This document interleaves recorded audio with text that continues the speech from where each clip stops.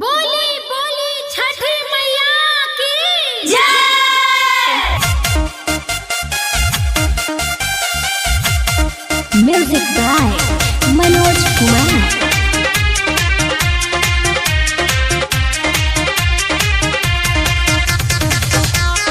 Recording by SR studio Ludhiana. हमें बानी नया रौरा दौरा फलावा से सजाई जी हमें बानी नया रौरा दौरा फलावा से सजाई जी गीतिया छठी माई के गाई जी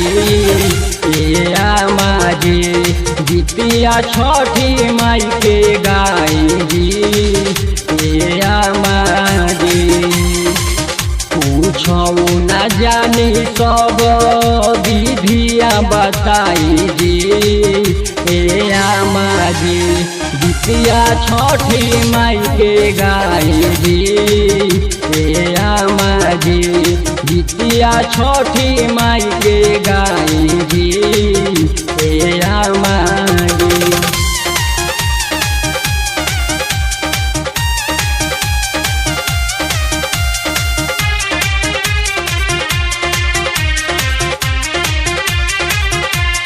गीतिया छठी माई के गाई जानम सब विधिया तो बाटाई बेराउर हाथ जी पेन्हले पियरिया सैया उठाई दौरा माथ जी जानम सब विधिया तो बाटाई बेराउर हाथ जी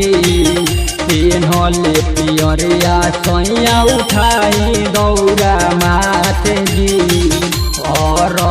के बेरा भइल देर जन लगाई जी और के बेरा भइल देर जन लगाई जी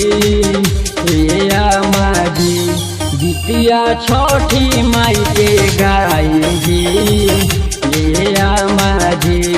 गीतिया छठी माई के गाई जी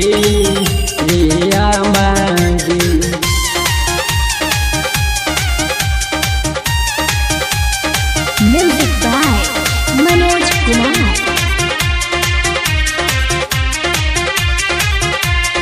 गीतिया छठी माई के गाई दुख तो कलीफ सब हरि छठी माई दौरा के ऊपर घिउ के दियावा जलाई दुख तो कलीफ सब हरि छठी माई दौरा के ऊपर घिउ के दियावा जलाई देवरु अवतार मनोज के घाट पर बोलाई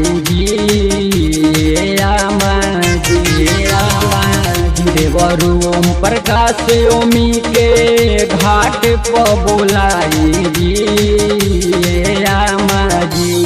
गीतिया छठी माई के गाई